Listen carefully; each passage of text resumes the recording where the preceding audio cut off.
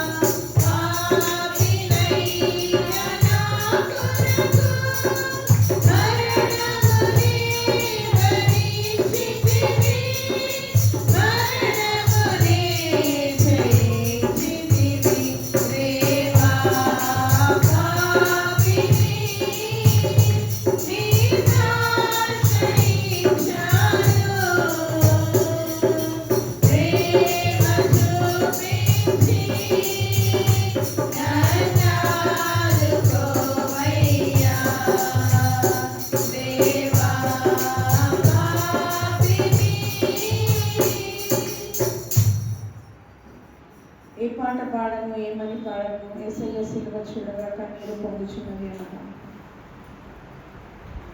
ఏ పాట పాడను, ఏమని పాడను, యేసయ్య సిలువ చూడగా కన్నీరు పొంగుచున్నది. యేసయ్య సిలువ చూడగా కన్నీరు పొంగుచున్నది.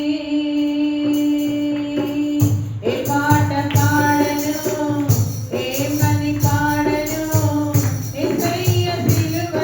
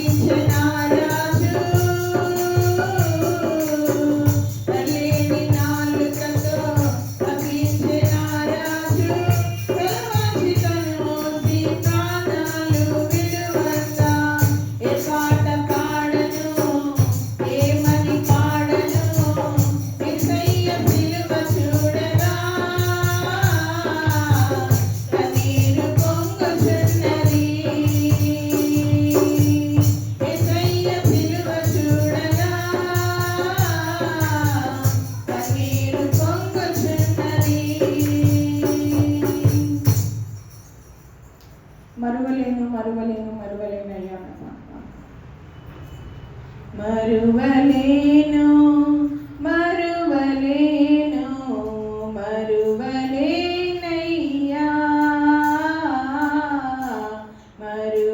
మరువలేనయ్యా నీ ప్రేమ చరితం అఘోర మరణం నీ ప్రేమ చరితం అఘోర మరణం మరువలేనయ్యా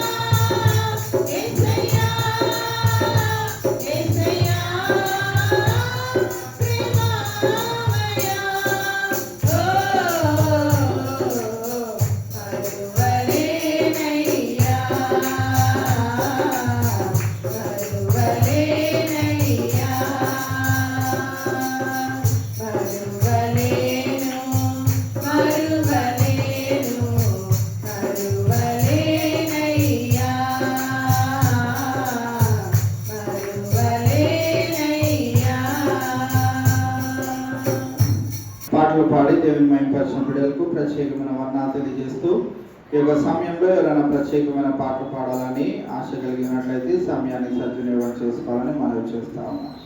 ఏసయ్యా నాకంటూ ఎవరు లేరయ్యా, ఏసయ్యా నాకంటూ ఎవరు లేరయ్యా, నిన్ను నమ్మినే బ్రతుకుచుంటిని, నిన్ను వెదకుచు పరుగెత్తుచుంటిని. చూడు ఏసయ్యా నన్ను చూడు ఏసయ్యా, చేయి పట్టి నన్ను నీవు నడుపు ఏసయ్యా. చూడు ఏసయ్యా నన్ను చూడు ఏసయ్యా, చేయి పట్టి నన్ను నీవు నడుపు ఏసయ్యా. ఏసయ్యా నాకంటూ ఎవరు లేరయ్యా, ఏసయ్యా నాకంటూ ఎవరు లేరయ్యా. కలతలెన్నో పెరుగుతుంటే కన్నీరైతిని, బయట చెప్పుకోలేక మనసు నేర్చితి. కలతలెన్నో పెరుగుతుంటే కన్నీరైతిని, బయట చెప్పుకోలేక మనసు నేర్చితి. లేరు ఎవరు వినుటకు, రారు ఎవరు కనుటకు, లేరు ఎవరు వినుటకు, రారు ఎవరు కనుటకు. చూడు ఏసయ్యా నన్ను చూడు ఏసయ్యా, చేయి పట్టి నన్ను నీవు నడుపు ఏసయ్యా. ఏసయ్యా నాకంటూ ఎవరు లేరయ్యా, ఏసయ్యా నాకంటూ ఎవరు లేరయ్యా. లోకమంతా వెలిగేలా కుమిలిపోతిని, నమ్మిన వారు నన్ను వీడక భారమాయెను. లోకమంతా వెలిగేలా కుమిలిపోతిని, నమ్మిన వారు నన్ను వీడక భారమాయెను. లేరు ఎవరు వినుటకు, రారు ఎవరు కనుటకు, లేరు ఎవరు వినుటకు, రారు ఎవరు కనుటకు. చూడు ఏసయ్యా నన్ను చూడు ఏసయ్యా, చేయి పట్టి నన్ను నీవు నడుపు ఏసయ్యా. ఏసయ్యా నాకంటూ ఎవరు లేరయ్యా, ఏసయ్యా నాకంటూ ఎవరు లేరయ్యా. నిన్ను నమ్మినే బ్రతుకుచుంటిని, నిన్ను వెదకుచు పరుగెత్తుచుంటిని. చూడు ఏసయ్యా నన్ను చూడు ఏసయ్యా, చేయి పట్టి నన్ను నీవు నడుపు ఏసయ్యా.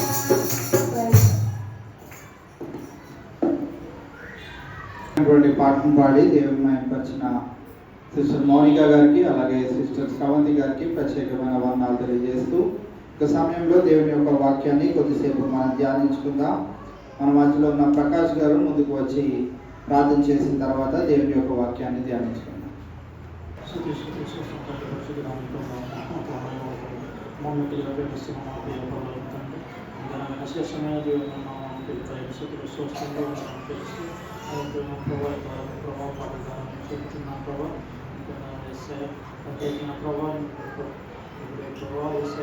మర్చిపోయే వాక్యంలో ప్రభావం వాక్యం కావాల్సిన జ్ఞానం దయచేసి జీవించి ఆశిస్తున్నాను. ప్రతి బిడ్డను జీవించి రక్షించున్నాను. యేసుక్రీస్తు మిక్కిలి బతుకులాడే నామమున దినానికై దేవుని యొక్క వాక్యాన్ని ఇర్మియా గ్రంథం నుంచి ధ్యానించుకుందాం. ఇర్మియా గ్రంథం 35వ అధ్యాయము 12వ వచనం నుండి ఇంచుమించు 17వ వచనం వరకు మనము ధ్యానించుకునే ఉన్నాం. ప్రాముఖ్యంగా 17వ వచనాన్ని మనము ఎక్కువసేపు ధ్యానించుకునే ఉన్నాం. 12వ వచనం నుండి మనం గమనిస్తూ వెళ్ళినట్లయితే ఈ యొక్క 35వ అధ్యాయంలో రెకాబీయులు అనే ఒక తెగవారు మనకు కనపడతా ఉంటారు. ఈ రెకాబీయులు అనే ఈ తెగవారు ఎటువంటి వారు అంటే వారి యొక్క పితరులైనటువంటి వారు చెప్పిన మాటలన్నింటినీ చెవియొగ్గి నెరవేర్చే వారిగా ఉంటా ఉన్నారు. ఆ విషయాన్ని మనము 12వ వచనం నుండి చూస్తూ వస్తూ ఉంటాం. ఈ రెకాబీయులు వారి యొక్క పితరులు చెప్పిన మాటలను వారు ఆలకించిన దానిని బట్టి దేవుడు సంతోషిస్తూ ఏమని అంటాడు అని అంటే 14వ వచనాన్ని ఒకసారి మనము చదివినట్లయితే 13వ వచనం చదువుదాం. నీవు వెళ్ళి యూదాన వారికి యెరూషలేము నివాసులకును ఈ మాట ప్రకటింపుము, యెహోవా వాక్కు ఇదే, మీరు శిక్షకు లోబడి నా మాటలను ఆలకింపరా, ఇదే యెహోవా వాక్కు. ద్రాక్షారసము త్రాగవద్దని రెకాబు కుమారుడైన యెహోనాదాబు తన కుమారులకు ఆజ్ఞాపించిన మాటలు స్థిరముగా ఉన్నవి. నేటి వరకు తమ పితరుని ఆజ్ఞకు విధేయులై వారు ద్రాక్షారసము త్రాగకున్నారు. అయితే నేను పెందలకడ లేచి మీతో బహుశ్రద్ధగా మాట్లాడినను మీరు నా మాట వినకున్నారు. మనకి సందర్భం అర్థం అవడానికి ఈ యొక్క వచనాలను చదువుకున్నాం. రెకాబీయులు అనే యొక్క తెగవారు వారు పితరులు చెప్పిన మాటలకు చెవియొగ్గి వారి ఆజ్ఞాపించిన మాటలను ఆలకించినట్లుగా మనం చూస్తా ఉన్నాం. అయితే తండ్రి అయిన దేవుని యొక్క ఆ కోరిక ఏంటిది అని అంటే, నేను మీ కొరకు విజ్ఞాపన నేను మీ కొరకు మీ ప్రార్థనల కొరకు ఎదురు చూసేవానిగా నేను ఉంటున్న వేళ మీరైతే ఎలా ఉన్నారు అని అంటే, నా మాటను ఆలకించని జనులుగా మీరు ఉంటా ఉన్నారు. వారు పితరులు చెప్పిన మాటలను ఆలకించి వారు చేస్తా ఉంటే, నేను మీ పట్ల మీ ఎడల కార్యములు నెరవేర్చి నా మాటను మీరు విననొల్లని వారిగా ఉంటా ఉన్నారు అనే విషయాన్ని తెలియజేస్తూ మనం ఏం గమనిస్తా ఉన్నామంటే 17వ వచనంలో మనం చూసినట్లయితే, కాబట్టి ఇశ్రాయేలు దేవుడను సైన్యములకు అధిపతియగు యెహోవా ఈ మాట సెలవిచ్చుచున్నాడు, నేను వారితో మాట్లాడితిని గాని వారు వినకపోయిరి, నేను వారిని పిలిచితిని గాని వారు ప్రత్యుత్తరం ఇవ్వకపోయిరి, గనుక యూదా వారి మీదికిని యెరూషలేము నివాసులందరి మీదికిని రప్పించదనని నేను చెప్పిన కీడంతయు వారి మీదకి రప్పించుచున్నాను. ఈవేళ మనము గమనించగలిగినట్లయితే, దేవుని యొక్క మాటను మనము అలక్ష్యము చేసినట్లయితే, దేవుడు ఏదైతే కీడును తలంచాడో అది మన పైకి వచ్చేటట్లుగా చేస్తాడు. అందుకే నేను చాలాసార్లు చెప్తా ఉంటాను, మన దేవుడు ప్రేమామయుడు అని ఎంతగా అయితే చదువుతామో, మన దేవుడు అంతకంతకు భయంకరమైనటువంటి దేవుడు. ఆయన ఉగ్రతను మనము తట్టుకోలేము. ఒకానొక దినాన ఎవరైతే మూడు మేకులు పీక్కోలేనోడు, లేకుంటే చిన్న గుడ్డేసుకున్నవాడు, సిలువ పైన దొంగలతో పాటు ఒక దొంగగా వేలాడిన ఆయన మిమ్మల్ని రక్షిస్తాడా? ఆయన నమ్ముకొని మీరు జీవితాలను కొనసాగిస్తే మీ జీవితాలు బాగుపడతాయా అని ఎవరైతే అంటున్నారో, ఒకానొక దినాన వారందరూ ఆయనని ఏ రీతిగా చూడనై ఉన్నారు అని అంటే, ఆయన నోరు తెరిస్తే ఆయన నోటిలో నుంచి ఏమి రానై ఉన్నదంట? అగ్ని రానై ఉన్నదంట. వారందరినీ దానితో దహించనై ఉన్నాడు అనంట. అటువంటి దేవుని యొక్క యేసుక్రీస్తు ప్రభువారి యొక్క ఉగ్రతను ఒకానొక దినాన కనుగొననై ఉన్నారు. కావున ఈవేళ మనం గమనించినట్లయితే, దేవుడు మనతో మాట్లాడుచున్న వేళ మనము ఆయన మాటను విననొల్లని వారిగా ఉంటా ఉన్నాం. మనము చాలా జాగ్రత్తగా దేవుని యొక్క మాటలను మనం వినాలి. చాలా నిశ్శబ్దముగా మనము దేవుని మాటలను మన చెవులారా విని మన హృదయం మీద వాటిని అలంకరములుగా మనము ఉంచుకోవలసిన వారమై ఉంటా ఉన్నాం. ఎందుకు అనంటే, మనం గమనించినట్లయితే మనము ఎంతో ఆసక్తిగా దేవుని మందిరానికి వస్తా ఉన్నాం. ఆసక్తిగా దేవుని మందిరంలో దేవుని మాటలను వింటా ఉన్నాం. అయితే మాటలు విన్నవారముగా ఉంటే సరిపోదు, కానీ విన్నవారము అనుసరణలో ఆచరణలో పెట్టేవారిగా కూడా ఉండే ప్రయత్నాలు మనము చేయాలి. ఈ తెగవారు, రెకాబీలు అనే తెగవారు వారి పితరులు చెప్పిన మాటలను జ్ఞాపకం చేసుకుంటూ, అవును మా పితరులు ఈ పనులు చేయొద్దని చెప్పారు కనుక మేము ఈ పనులు చెయ్యము, వారు మాకు తిరిగి ఆజ్ఞాపించేంత వరకు మేము తిరిగి అలాంటి చెడు పనులు చెయ్యము. మరి పితరులు చెప్పిన మాటలే మనము అంతగా ఆచరణలో పెట్టినట్లయితే వారిని సృజించిన దేవాది దేవుడు, మనలందరినీ కూడా సజీవ రీతిలో ఉంచిన దేవాది దేవుడు చెప్పిన మాటలను మనం ఎంతగా ఆలకించాలి, ఎంతగా మన జీవితంలో వాటిని నెరవేర్చాలి, అనుదినము ఆ మాటలను ఏ రీతిగా నెమరు వేసుకోవాలి అనే విషయాన్ని ఈ సాయంకాల వేళ పరిశుద్ధాత్ముడు మనకు జ్ఞాపకం చేయడానికి ఈ లేఖన భాగాన్ని మన యొద్దకు తీసుకొని వచ్చి ఉన్నాడు. మాట వినని జనాంగమును మనము చూస్తా ఉన్నాం పాత నిబంధనలో. నేటికి మనం చూసినట్లయితే ఆయన మాట నచ్చని వారు అనేకులు ఉంటా ఉన్నారు, ఆయన మాట వినలేని వారు అనేకులు ఉంటా ఉన్నారు. ఆయన మాట సూటిగా మన హృదయాలకు గుచ్చుకున్న వేళ వాటిని అంగీకరించలేని వారు అనేకులు ఉంటా ఉన్నారు. మనం గమనించినట్లయితే మన సంఘంలో కూడా అటువంటి వారిని చాలా మందిని చూసాం. నేను చాలాసార్లు చెప్పాను కదా, నిస్సిని స్మూత్ మెసేజ్ చెప్పమను, నిస్సిని అలా చెప్పమను, ఇలా చెప్పమను. ఒకసారి మనం ఇక్కడ నిలవబడి మాట్లాడుతున్నామంటే అది దేవుని యొక్క పలుకులని, దేవుని యొక్క మాట అని మనం ఎంతగా అయితే నమ్ముతామో, అది చిన్నవాడైతే ఏంటి, పెద్దవాడైతే ఏంటి, జ్ఞానవంతుడైతే ఏంటి, జ్ఞానం లేనివాడైతే ఏంటి, ఎవ్వరు పలికినా కానీ ఇక్కడ నిలవబడి పలుకుతున్నారు అంటే అది ఎవరి మాట? దేవుని మాట. దేవుని మాట అన్నప్పుడు మనము దానిని అంగీకరించవలసిన వారమై ఉంటాం. మన హృదయానికి ఆ మాట గుచ్చుకున్నది అని అంటే అక్కడ మనము ఆ రూట్ లో, ఆ ప్రదేశంలో, ఆ యొక్క స్థితిగతుల్లో మనము సరిచేయబడవలసిన అవసరం ఉన్నది అని. కావున ఈవేళ మనం గమనించినట్లయితే మరి పితరులు మనుషులు చెప్పిన మాటలను ఆలకిస్తూ ఈ రెకాబీలు అనే వీరు తెగవారు అంతగా వారి యొక్క మాటలను విని ఆచరణలో పెట్టినట్లయితే సజీవుడైన దేవుడు చెప్పిన ప్రతి ఒక్క మాటను మనము తృణీకరించవలసిన పని లేనే లేదు. ఆయన ప్రతి మాటను మనము అంగీకరించవలసింది. ఆయన జీవితాన్ని సరి చేసుకోవడానికి ఆయన ఈ మాటలను తెలియజేస్తా అన్నాడు. అందుకే యూదా పత్రిక అంతా మనం ధ్యానించినప్పుడు యూదా పత్రిక అంతటిలో మీకు సులభమైనటువంటి, తీపికరమైనటువంటి, లేకుంటే మనల్ని అభ్యంతరపరిచే మాటలు అనేకమైనవి లోకంలో అటువంటి బోధకుల ద్వారా మనము వినగలుగుతా ఉన్నాం. వాక్యముతో వారికి పనేమి లేదు. వారికి బైబిల్ గ్రంథం ఉన్నా ఒకటే, లేకున్నా ఒకటే. ఎందుకనంటే వారి నోటిలో ఎల్లవేళలో ఏముంటాయి అని అంటే ముసలమ్మ ముచ్చట్లలాగా అనేకమైన కథలు వారి నోట్లో ఉంటాయి.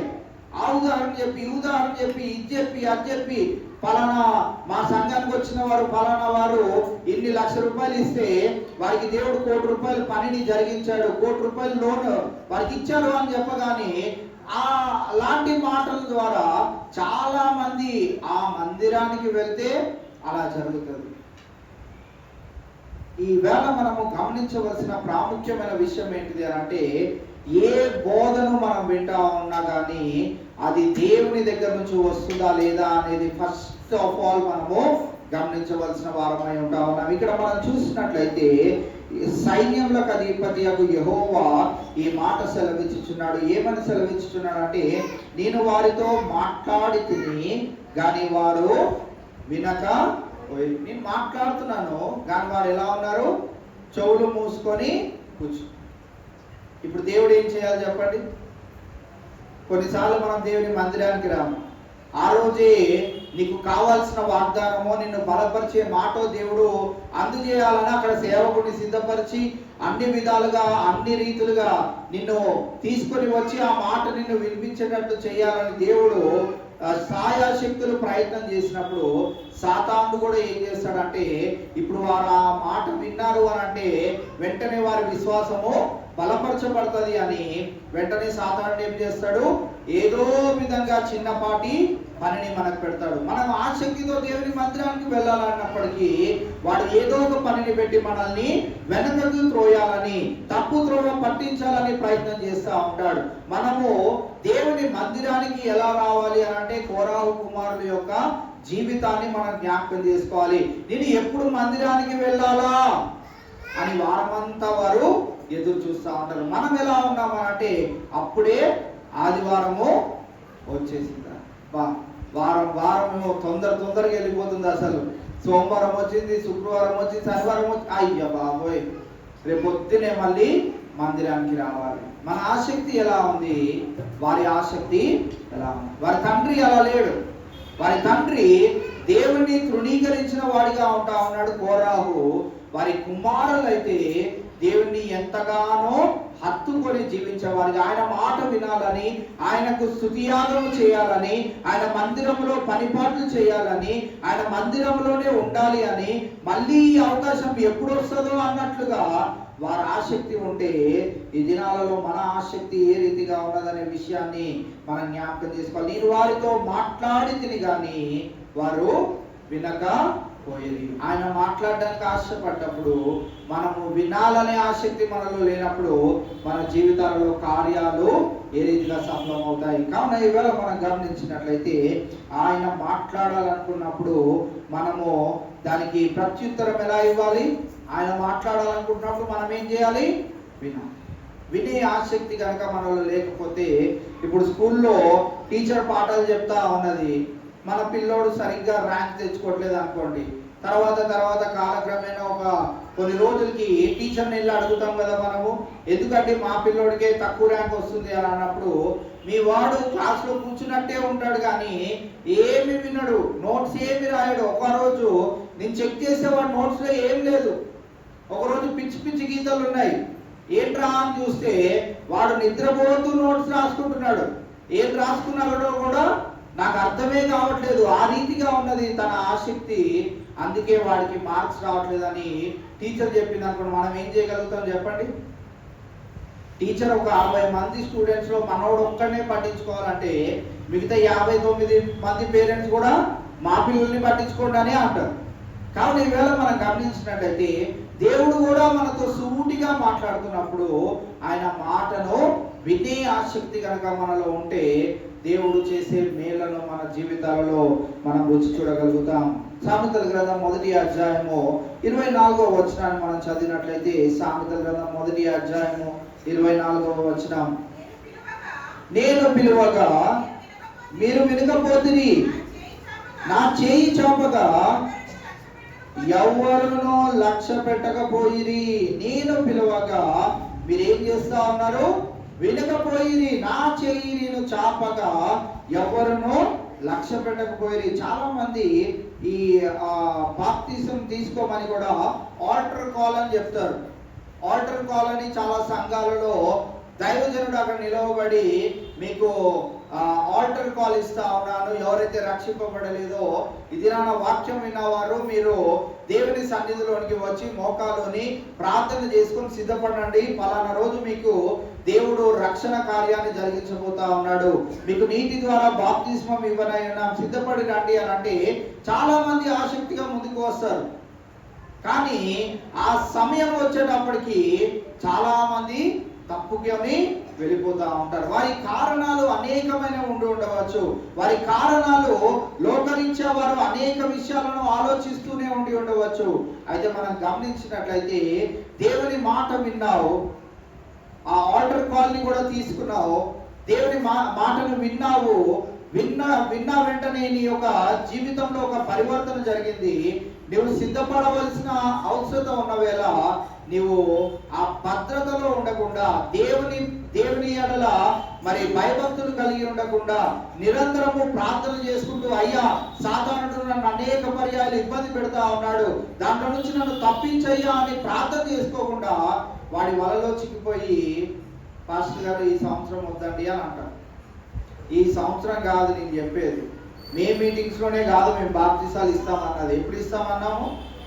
మీరు రెడీగా ఉంటే ట్యాంక్ మూత, నిన్న రాళ్ళు కూడా పగలగొట్టించేసాం, మొన్న ఎప్పుడు ఆ రాళ్ళు కూడా పగిలిపోయినాయి, ఇంకా ట్యాంక్ మూత తీసి మీకు బాప్తిజం ఇవ్వడమే మిగిలింది. దేవుని మాట వినగానే ప్రత్యుత్తరం ఏంటిది అంటే, విని ఆచరణలోకి తెచ్చుకొని, అయ్యా నా జీవితాన్ని మార్చుకోవాలనుకుంటా ఉన్నాను, నేను నీ సాక్షి బిడ్డగా ఉండాలనుకుంటున్నాను, నేను నీ రక్షణ మార్గంలోనికి వెళ్ళాలనుకుంటున్నాను, పరిశుద్ధులందరితో పాటు కలిసి నీ పాత్రలో చేయి వేయాలనుకుంటున్నాను అనే సిద్ధపాటు మన జీవితాలలో ఉండాలి. ఇంకా ఏ సందేహం ఉన్నా కానీ ఏ రోజు ఆయన రాకడ వస్తుందో మనకి తెలియదు కనుక, ఆయన రాకడలో ఆయన ఒకటే ఒక మాట జ్ఞాపకం చేస్తాడు. ఏంటిది అని అంటే, నా పాత్రలో నీవు నా మాట ఎన్నిసార్లు విన్నా కానీ ఒక చెవితో విని ఇంకో చెవితో విడిచిపెట్టేస్తే దానివల్ల దేవునికి ఏమి నష్టం అనేది లేనే లేదు. నష్టపోయేది ఎవరు అని అంటే, విన్నాము కానీ ఆ రక్షణ మార్గములో మన జీవితాలను కొనసాగించలేని మనకే నష్టము. కావున ఇవాళ మనం గమనించినట్లయితే, ఆయన చెయ్యి చాపగా ఆయన చేతి నీడలోనికి రావడానికి ఆసక్తి లేని జనాంగాన్ని ఆయన చూస్తా ఉన్నాడు. కావున ఇవాళ మనం గమనించినట్లయితే, ఈ ప్రత్యేకమైన ఈ 40 దినాల యొక్క కూడికల్లో మనందరము పొందుతుండగా, ఇక్కడ మరి రెకాబీయులు అయితే వారు వారి పితరులు చెప్పిన మాటలని చెవియొగ్గి ఆలకించి వారు అద్భుత రీతిగా దేవుని దగ్గర నుంచి ప్రశంసలు పొందుతున్నట్లుగా మనం చూస్తా ఉన్నాం. వారు పితరులు చెప్పిన మాటలను వారు చెవియొగ్గి ఆలకించారు. అయితే మీరెలా ఉన్నారు అని అంటే, నా మాటలు వింటున్నట్టే ఉన్నారు కానీ విననొల్లని ప్రజలుగా ఉంటా ఉన్నారు. నేను చెయ్యి చాపగా మీరు నా అరచేతిలోనికి వచ్చే ఆ సిద్ధపాటు మీలో ఉండట్లేదు అనే విషయాన్ని ఇది మన జ్ఞాపకం చేస్తా ఉన్నాడు. నేను వారిని పిలిచితిని గాని వారు ప్రత్యుత్తరము ఇవ్వకపోయెను. మనం చాలాసార్లు, అయ్యా నువ్వు సజీవుడు అయిన దేవుడు అయితే నాతో మాట్లాడు అని అంటాం. నాతో మాట్లాడు అన్న మనము ఆయన మాట్లాడుతున్నప్పుడు ఆయన మాట మాత్రము వినాలి. ఎందుకు అంటే, మనం అడిగింది ఆయన ఇవ్వట్లేదు కనుక మనం ఏమనుకుంటామంటే మన ప్రార్థన దేవుడు ఆలకించట్లేదు. మనం నిజంగా ఈ రోజుకి మనం గమనించినట్లయితే, అలనాడు పేతురు, యాకోబు వీరంతా జాలర్లుగా, మరి జ్ఞానము లేనటువంటి వారిగా, పామరులుగా వారు ఏ రీతిగా అయితే ఉంటా ఉన్నారో, ఈ దినాన ఇంత టెక్నాలజికల్ వరల్డ్ లో మనం ఉంటున్నప్పటికీ మనం ఎలా ఉంటా ఉన్నామనంటే, అయ్యో నాకు దేవుని గురించి ఏమీ తెలియలేదు, ఈరోజు కొత్త విషయం విన్నాను, ఈరోజు కొత్త మాట విన్నాను, ఈరోజు కొత్త అంశం నేను విన్నాను. ఇంకా మనము ఎలాగుంటా ఉన్నామనంటే, ఇంకా అదే బైబిల్ గ్రంథంలో అబ్బో దేవుడు నాతోనే సూటిగా మాట్లాడాడు. సూటిగా మాట్లాడినప్పుడు నీ జీవితంలో మార్పు అనేది కలిగి ఉంటుందా లేదా అనేది మనము గమనించాలి. ఇక్కడ మనం గమనించినట్లయితే, నేను వారిని పిలిచి తిని గాని వారు ప్రత్యుత్తరం ఇవ్వకపోయిరి. పిలిచిన దేవుడు నమ్మదగిన దేవుడు. ఆయనను విశ్వసించవలసిన అవసరం మనకున్నది, ప్రత్యుత్తరం ఇవ్వవలసిన అవసరం మనకున్నది. దేవుడు ఏ రీతిగా మాట్లాడతాడు అని అంటే, ఆయన స్వరముతో మాట్లాడకపోవచ్చు. కొన్నిసార్లు నాకు చాలాసార్లు మన క్యాలెండర్ వాక్యంతోనే మాట్లాడాడు. కొన్నిసార్లు కొంతమంది ప్రసంగికులు మాటల ద్వారా నాతో మాట్లాడాడు. కొన్నిసార్లు మనకి మనమే దేవునితో అలా మాట్లాడుతున్నప్పుడు దేవుడు నానా విధాలుగా మనకి ఆలోచన శక్తిని ఇస్తా ఉంటాడు. అది కూడా దేవుని యొక్క ఆజ్ఞని. అలా చేయకూడదు, ఇలా చేయండి అని దేవుడు ఒక తలంపులు ఇస్తా ఉంటాడు. దేవుడితో కనెక్ట్ అయ్యి మనం ఉన్నప్పుడు మనం గమనించినట్లయితే, ఆయన ప్రత్యుత్తరం ఇవ్వడానికి సిద్ధంగా ఉన్న వేళ మనము దానిని అంగీకరించడానికి కూడా మనం ఆసక్తి చూపేవారిగా ఉండాలి. ఆయన పిలిచినా కానీ ప్రత్యుత్తరం ఇవ్వని వారిగా మనం ఉన్నామనుకోండి, ఆయన ఏమీయో చేయలేడు. మనము అనడానికి లేదు. ఏమనడానికి లేదు? నేను ప్రార్థన చేశాను కానీ నా ప్రార్థనకు నువ్వు జవాబు ఇవ్వలేదు అనడానికి లేదు. మొట్టమొదటిగా మనం ప్రార్థన చేస్తే, ఆ ప్రార్థన దేని గురించి చేయాలో తెలిస్తే, ఆ ప్రార్థన ఎలా చేయాలో తెలిస్తే, ఎప్పుడు చేయాలో తెలిస్తే, ఎలా ప్రార్థన చేస్తే దేవుడు నాకు ఆలకించి నాకు జవాబు ఇస్తాడో తెలిస్తే, అసలు ప్రార్థన చేసినప్పుడు దేవుని జవాబు ఆయన చిత్త ప్రకారంగా ఉంటుంది అని ఆ స్పష్టత నీ జీవితంలో ఎప్పుడైతే వస్తుందో అప్పుడు మన జీవితంలో నూతనమైన మార్పును మనం చూడగలుగుతాం. ఆయన పిలిచిన కానీ వారు ప్రత్యుత్తరము ఇవ్వనులని వారిగా ఉంటా ఉన్నారు. యెషయా గ్రంథం 66వ అధ్యాయము 4వ వచనాన్ని మనం గమనించినట్లయితే, యెషయా గ్రంథము 66వ అధ్యాయం 4వ వచనం, నేను పిలిచినప్పుడు ఒక్కసారి అంట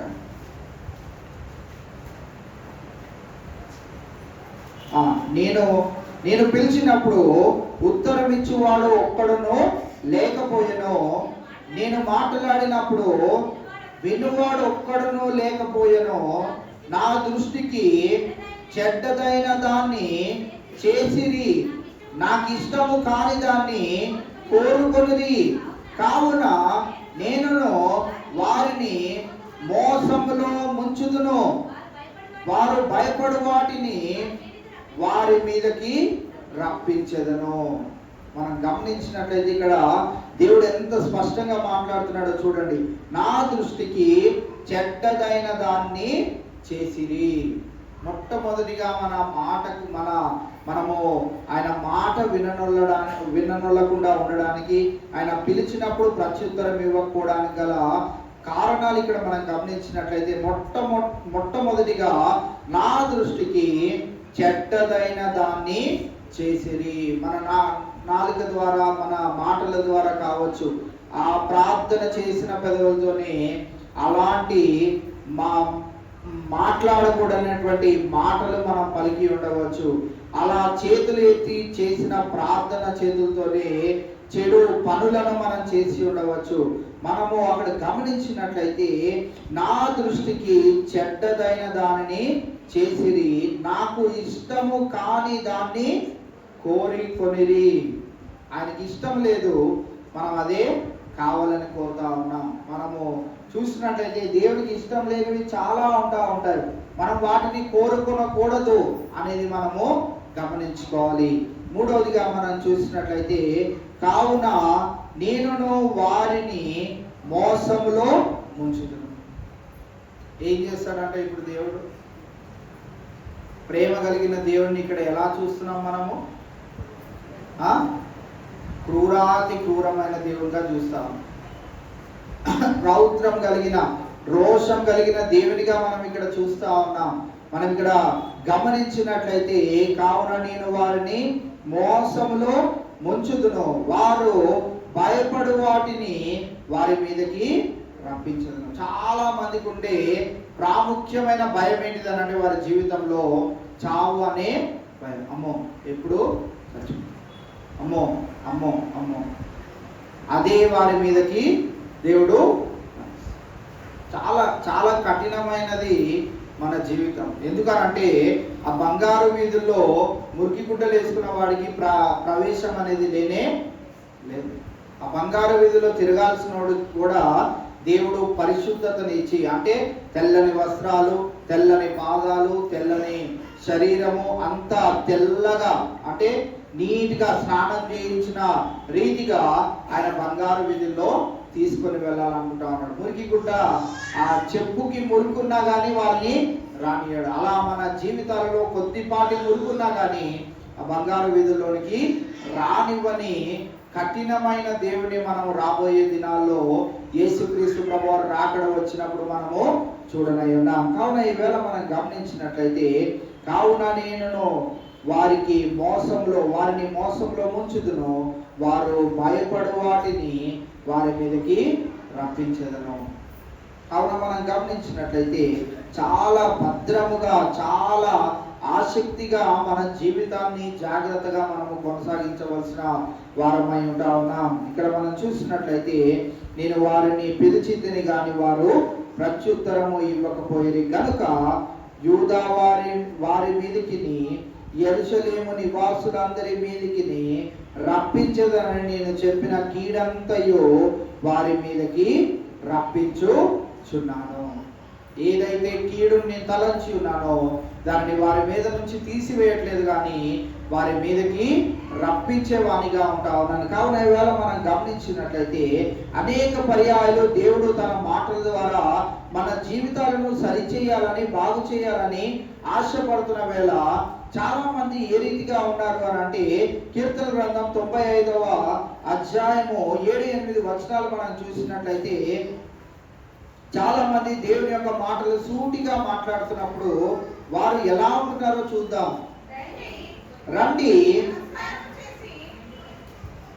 రండి నమస్కారము చేసి సాగిలపడదుము, మనలను సృజించిన యెహోవా సన్నిధిని మోకరించుదుము, నేడు మీరు ఆయన మాట అంగీకరించిన ఎడల ఎంత మేలు. అరణ్యమందు మెరీబా యొద్ద మీరు కఠినపరుచుకున్నట్లు మస్కా దినమందు మీరు కఠినపరుచుకున్నట్లు మీ హృదయములను కఠినపరుచుకొనకుడి. చాలాసార్లు మనం ఏం చేస్తూ ఉంటామనంటే, దేవుడు మనతో సూటిగా మాట్లాడుతున్నప్పుడు నేను చాలాసార్లు గమనిస్తూ ఉంటాను. నాకు నా మాటలు చెప్తూ ఉండగానే కొంతమంది ఫేస్లోనే నాకు అర్థమైపోతూ ఉంటుంది, వీళ్ళు వింటున్నారా వినరా అని. యూదాపత్రిక చెప్పినంత కాలం రేపు జెంట్స్ని అడగబోతున్నా క్వశ్చన్లు. ఏదైతే అది అయ్యేది తాడో పేడో తేల్చుకొని నేనుంటానా వాళ్ళు ఉంటారా తేల్చుకోవాలి. ఎందుకనంటే ఇన్ని రోజులు పట్టించుకోవట్లేదు మమ్మల్ని, అయిపోయింది కదా యూదా పత్రిక అని అనుకున్నారేమో. వచ్చిన 5 జాగ్రత్త పడి చదువుకుంటారేమో అనుకుంటున్నా, లేకుంటే రారేమో. రెండే ఆప్షన్, ఒకటి రారేమో, లేకుంటే వచ్చి మెసేజ్ టైం కన్నా వెళ్ళిపోవచ్చేమో, లేకుంటే చదువుకోనన్నా జాగ్రత్త పడవచ్చేమో. సో 5 ఇంకా రానుల సంగతి ఒకవేళ యూట్యూబ్లో కనుక ఏమైనా ఉంటే వాళ్ళు రేపు ఏమైనా చెప్పగలుగుతారేమో. మనము గమనించినట్లయితే చాలా మంది బోధిస్తున్నప్పుడు వారి ఫేసులు నేను చూసినప్పుడు ఇంకా ఎలా ఉంటుందంటే, చెప్పేవాడికి నాకు దేవుడు బాధ్యత ఇచ్చాడు కనుక నేను చెప్పడమే కానీ వాళ్ళ ముఖాలు చూస్తే ఎలా ఉంటుందంటే, చాలేరా బాబు చెప్పింది నువ్వెంత గింజుకున్నా మా బ్రతుకులు మాత్రం మేము మార్చుకో సవాలు ఇస్తుంటాం. కావాలంటే ₹1,00,00,000 పెట్టు నా జీవితం మాత్రం నేను మార్చుకోనంటే ఇంత కూడా మార్చుకో. నేను ఎలా ఉండాలనుకుంటానో అలానే ఉంటాను. నువ్వెన్నన్నా చెప్పు, దేవుడు పరలోకానికి రానియకపోయినా పర్వాలేదు, నేను మాత్రం నా జీవితాన్ని మార్చుకో. అంతకీ వాళ్ళు ఏం చేస్తారంటే ఇక ఫోన్ తీసుకొని బయటకు వెళ్ళిపోవడము. ఎంత అశ్రద్ధ అంటే ఈ రోజుల్లో మనం చూస్తుంటే చాలా సంఘాలలో స్థలము సరిపోక వారు ఇబ్బంది పడతా ఉంటే, మన చర్చిలో స్థలం ఉండి కూడా చాలా మంది చాలా ప్రయాసంతో బయట కూర్చుంటా ఉంటారు ఎండకి. ఏంటో వీరి భక్తి నాకు అర్థమే కాదు. వచ్చిన వాళ్ళు సరైన టైంకి రారు. పోనీ రాలేదు కదా అట్లీస్ట్ ఒక గంట సేపు అయినా దేవుని మందిరంలో కూర్చుంటే ఆసక్తి ఉండదు. పాటలు పాడుతున్నప్పుడు చప్పట్లు ఉండవు, ఏముండదు, ఉలుపు పలుకు ఏముండదు. ఇంకా చెప్పాలంటే ఇర్మియా భక్తుడో యెషయా భక్తుడో ఈ మాట అంటాడు, మీరు ఎలా ఉన్నారు అని అంటే,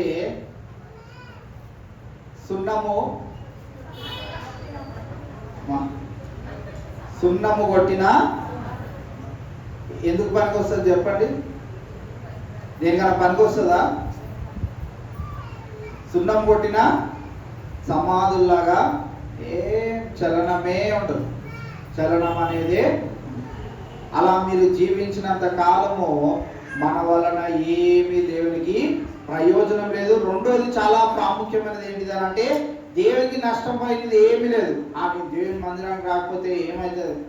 ఏం కాదు, నీకే నష్టం, కానీ దేవునికి ఏం నష్టం లేదు, సేవకునికి అసలు నష్టమే లేదు. అలాగా నష్టమే అనుకుంటే మేము కాలావేళ పట్టుకొని సంఘంలో నుంచి వెళ్ళిపోయిన వాళ్ళందరినీ, అయ్యా బాబు నువ్వు లేకపోతే సంఘం గడవదురా బాబు నువ్వు రావాల్సిందే అని కాలావేళ పట్టుకొని నడిపించుకునే వాళ్ళం. పోషించేది దేవుడు అని విశ్వసిస్తున్న సేవకులంగా మా తండ్రి దగ్గర నుంచి ఉన్నాము కనుక ఈ రోజున ఎవరు వచ్చి దేవుని మాటలను సత్యమైన బోధన వినాలని ఆశ చూపెడుతున్నారో వారికే బోధించే ప్రయత్నం చేస్తా ఉన్నాం. దీంట్లో మీరు చాలా జాగ్రత్త గమనించవలసింది ఏంటి అని అంటే, మా బాధ్యత ఏంటో మేము నిర్వర్తిస్తా ఉన్నాం, సత్యం ఏంటో బోధిస్తా ఉన్నాం. దానికి మేము తీర్పు పొందవలసిన అవసరం ఉన్నది కనుక రేపన్న దినాన అయ్యా జాన్ మొరే, అయ్యా జాన్ పాల్, అయ్యా మేరీ రత్న కుమారి మీరు బోధించింది సత్యమే అని మేము సాక్ష్యం పొందుకుంటే మాకు చాలు అని మేము మరి పరలోక రాజ్యం వైపు గురి కలిగి ఉంటా ఉన్నాం కనుక మాకు ఈ లోకంలో ఉన్న వాటిపైన ఏమి ఆశ లేదు. మీరు కూడా ఆశపడని అవసరం లేదు. ఎందుకనంటే సమస్తము దేవుడు తన చిత్త ప్రకారముగా మేలైనది తన బిడ్డలకు దయచేస్తాడు. ఎలాంటిది దయచేస్తాడంట? కీడైనదా మేలైనదా? మేలైనది దేవుడు దయచేసే వానిగా ఉంటున్నప్పుడు మనం ఎందుకు కీడును తెచ్చుకొని జీవిత విధానాన్ని కొనసాగించాలి చెప్పండి?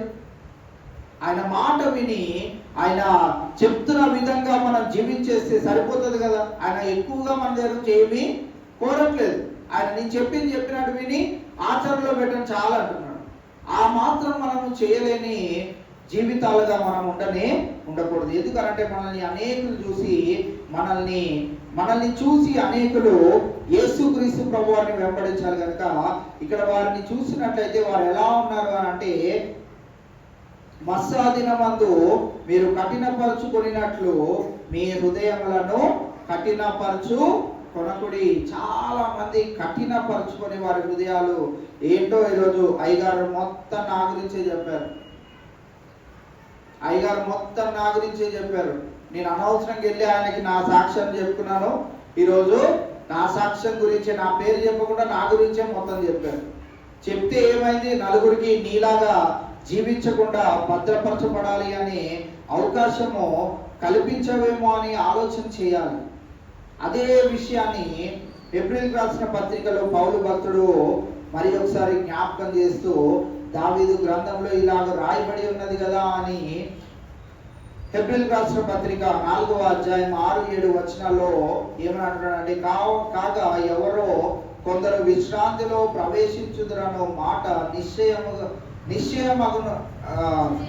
నిశ్చయము గనుకను ముందు సువార్త వినిన వారు అవిధేయత చేత ప్రవేశింపలేదు గనుకను నేడు మీరాయన మాట వినిన ఎడల మీ హృదయములను కఠినపరచుకొనకుడని వెనుక చెప్పబడిన ప్రకారము నేను మీరాయన మాట వినిన ఎడల మనకు అర్థమయ్యే భాషలోనే కదా దేవుడు మనతో మాట్లాడుతూ ఉన్నాడు. మనకి అర్థమయ్యే భాషలో దేవుడు మాట్లాడుతున్నప్పుడు మనం ఏం చేయకూడదంట, మన హృదయాలను కఠినపరచుకోకూడదు. అయ్యో నా గురించే చెప్పేశాడు, నా గురించే మాట్లాడేశాడు, నా జీవితం గురించే చెప్పేశాడు. మీ గురించి చెప్పాల్సిన అవసరం నాకేముంది చెప్పండి? మీ గురించే చెప్పాలా? నేను ఎన్నో స్టోరీలు ఉంటే మీ గురించి ఎందుకు చెప్పాలి? మీ గురించి చెప్పాను అని అంటే మీరు ప్రభు చెంత పొందుకున్న సాక్ష్యము చాలా గొప్పదైనటువంటిది. అలా జీవించాలి. అలాగా మునుపు ఉన్నవారు ఇలాగ మార్చబడి ఇప్పుడు ప్రభువును బలముగా వెంబడిస్తున్నారు, వారి విశ్వాసాన్ని బలపరుచుకొని వెంబడిస్తున్నారని చెప్పుటలో తప్పేమున్నది? అనేకులు మీలాగా ఉన్నవారు అందరూ మార్చబడతారేమో కదా. కావున ఈవేళ మనం గమనించినట్టయితే నేడు మీరు ఆయన మాట వినిన ఎడల మనం ఏం చేయకూడదు, మన హృదయాలను కఠినపరచుకోకూడదు. మన ప్రార్థనలు దేవుడు అంగీకరించినప్పుడు మన హృదయాలను కఠినపరచుకోకూడదు. మన పరిస్థితుల్లో చిన్నభిన్నం అయిపోతున్నప్పుడు దేవుడు ఉన్నాడా లేడా, అసలు నా ప్రార్థన ఆలోచిస్తున్నాడా లేదా, నాకు జవాబు ఇవ్వడేంటి దేవుడు, కురుకడు నిద్రపోని దేవుడు కదా, ఈయన ఎందుకు నా మాట వినట్లేదు అని మన హృదయాలను కఠినపరచుకోకూడదు. దేవుడు తన చిత్త ప్రకారముగా మనకి మేలే చేసే దేవుడుగా ఉంటా ఉన్నాడు కనుక ఈ దినాన మనం గమనించినట్లయితే ఆయన పలికినప్పుడు నువ్వు వినవు. రెండోది ఏంటి, విన్నా కానీ నీ హృదయాన్ని కఠినపరుచుకుంటున్నావు. వింటే కఠినపరుచుకుంటున్నావు, లేకుంటే అసలు వినవు.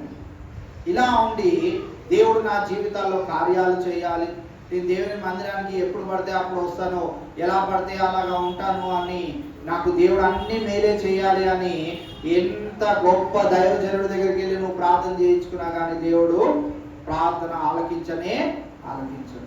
మన జీవితం అనేది మొట్టమొదటిగా మారాలి, పరిశుద్ధతలోనికి మార్చబడాలి, పవిత్రతలోనికి మార్చబడాలి. అప్పుడు నీవు చేసిన ప్రార్థనే దేవుడు ఆలకించి నీకు అద్భుత రీతిగా జవాబు ఇస్తాడు. నువ్వు ఎక్కడికి వెళ్ళని అవసరం లేదు, ఎవరు నీ తల మీద చేపెట్టి ప్రార్థన చేయని అవసరం లేదు. ఆయనే చేతులు చాపి రారా బాబు అంటుంటే నేను నా దైవజనుడి దగ్గరికి వెళ్తాను. అర్థమైందా మీకు? నేను చేతులు చాపి నా దగ్గరికి రండి, డైరెక్ట్గా నేను మీకు యాక్సెస్ ఇస్తా ఉన్నాను, మీరు డైరెక్ట్గా వచ్చి మీ అంశాలు ఏంటో నా దగ్గర నుంచి తీర్చుకోండి అని అంటే మనం ఏమంటున్నామంటే, ఆహా నీ మాట కాదు, ఆ అయ్యగారు మాట, ఆ అమ్మగారు మాట. అక్కడెక్కడో పెద్ద సంఘంలో 1000 మంది, 10,000 మంది, 1,00,000 మంది కూడుకుంటారట. అక్కడికి వెళ్ళి ఆ అయ్యగారు నా తల మీద చేతులు పెట్టి ప్రార్థన చేస్తే అప్పుడు నా అవసరాలు తీరుతాయి.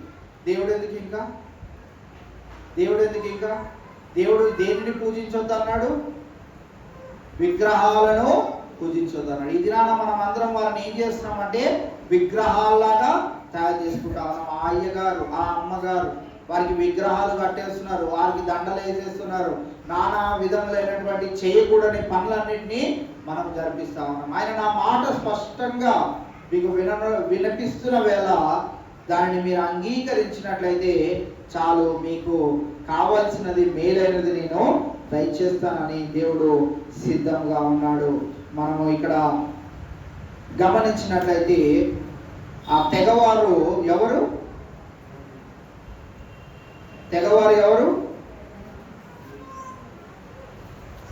ఎవరా తెగవారు? రెకాబీయులు. ఏం చేశారు? వారి పితరులు చెప్పిన మాటను చెవియొగ్గి ఆలకించి జరిగించారు.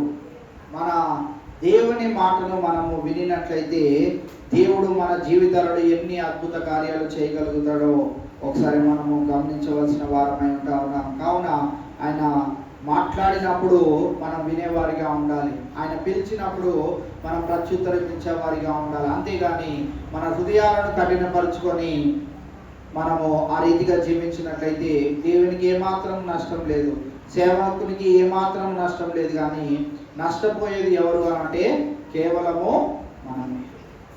నష్టపోకుండా ఉండాలి అని అంటే మనము మురికి గుడ్డలతో ఉంటే ఆ బంగారు వీధుల్లోనికి వెళ్ళే అవకాశం లేదు. కనుక మనలో మురికి అనేది లేకుండా, మచ్చ డాగు అనేది లేకుండా మనల్ని మనం భద్రపరుచుకుంటూ ఆ కలువరి సిలువలో యేసుక్రీస్తు ప్రభువారు చేసిన బలియాగాన్ని జ్ఞాపకం చేసుకుంటూ దాని కొరకైనా మన జీవితాలను మలుచుకుంటూ ఆయన మాటలను విని చెవియొగ్గే వారిగా ఉందాం. పరిశుద్ధాత్ముడు ఆ రీతిగా మనకు సహాయం చేసి నడిపించును గాక. చివరి ప్రార్థన చేసుకుందాం. దయచేసి అందరము తలలు వంచుదాం, మోకరిద్దాం. చెప్పబడిన మాటలను మనం నెమరు వేసుకుంటూ మరి ప్రార్థనలో ఉందాం. 10th క్లాస్ ఎగ్జామ్స్ రాసిన బిడ్డల కొరకు, రాయబోచిన బిడ్డల కొరకు, ఇంటర్మీడియట్ ఎగ్జామ్స్ రాసిన బిడ్డల కొరకు, అలాగే ఎంట్రన్స్ ఎగ్జామ్స్ రాసిన బిడ్డల కొరకు, అలాగే మే మీటింగ్స్ మే 1, 2, 3 తారీఖుల్లో దేవుని మహిమార్థమై అనేకులు రక్షణ పొందుకునే విధముగా అనేకులను దేవుడు సిద్ధపరచులాగున, దేవుడు కార్యము నెరవేర్చులాగున, దేవుని యొక్క రాజ్యంలో అనేకులు చేర్చబడినట్లుగా మరి ఆ మీటింగ్స్లో మరి ఘనమైన దేవుని యొక్క కార్యాలు మనం చూడలాగున దాని కొరకు ప్రార్థన చేద్దాం. రాబోయే దైవజనులు రెవరెండ్ పసుల జయప్రకాష్ గారి గురించి ప్రార్థన చేద్దాం. అలాగనే మరి మీటింగ్స్లో పాటలు పాడేవారు మరి అన్ని కార్యక్రమాల్లో మరి ఉండే బిడ్డలందరి కొరకు ప్రార్థన చేద్దాం. మరి అలాగే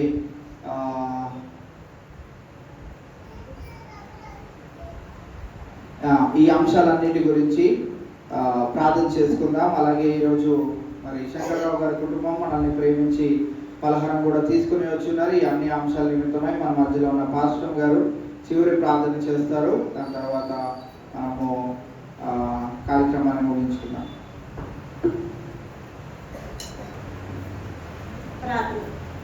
మహోన్నతుడా, మహాపరిశుద్ధుడా, నీ పరిశుద్ధ నామానికి వందనాలు చెల్లిస్తున్నాను. నానాన్ని శ్రమల జ్ఞాన దినముల్లో మేము ఉండగా నీవు ఈ 16 దినాలు మాతో ఉన్నావు. నీ సత్యవాకులను మాకు వినిపించే విధానం బట్టి నీకు వందనాలు చెల్లిస్తున్నాను. పాట ద్వారా మేము పొందిన తండ్రి నీకు వందనాలు. నీ వాకుల ద్వారా మీరు మాతో మాట్లాడిన దాన్ని బట్టి నీకు వందనాలు చెల్లిస్తున్నాను.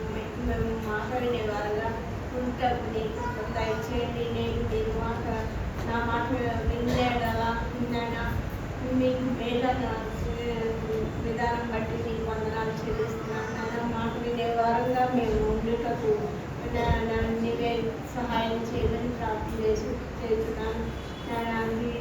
దినం ఇప్పుడు నా ప్రార్థనాంశాలని నేను ముందు పెడుతున్నాను నాయన. ప్రభు 10th క్లాస్ పరీక్షలు రాసిన బిడ్డలను జ్ఞాపకం చేసుకుంటున్నాను. ఇచ్చిన బిడ్డలను జ్ఞాపకం చేసుకుంటున్నాను. వారి పరిస్థితితో పాటు జ్ఞానం దయచేయండి. రాసిన వారి మంచి మార్కులతో పాస్ అవ్వడానికి నీ కృపను దయచేయండి.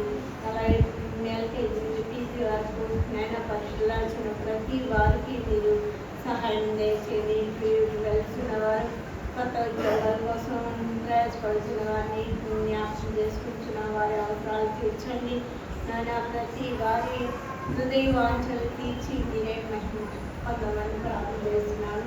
మరి ముఖ్యంగా నాయన మే 1, 2, 3 తారీఖులో జరిగిన మీటింగ్స్ కోసం ప్రార్థన చేయించాను ఆయన.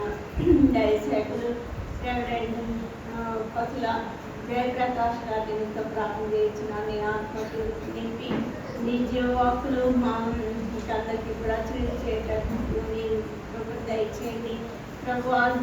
3 దినాలు మాకు చాలా దేవుడుగా నాయన పాటలు పడేవారిని, వాయిద్యాల వారిని, వాతావరణాన్ని అన్ని నీ కృపగల ఆత్మలకు చెప్పుకుంటున్నాము. అన్ని సజావుగా జరిగినట్టు నీ కృపను దయచేయమని ప్రార్థన చేయించున్నాము.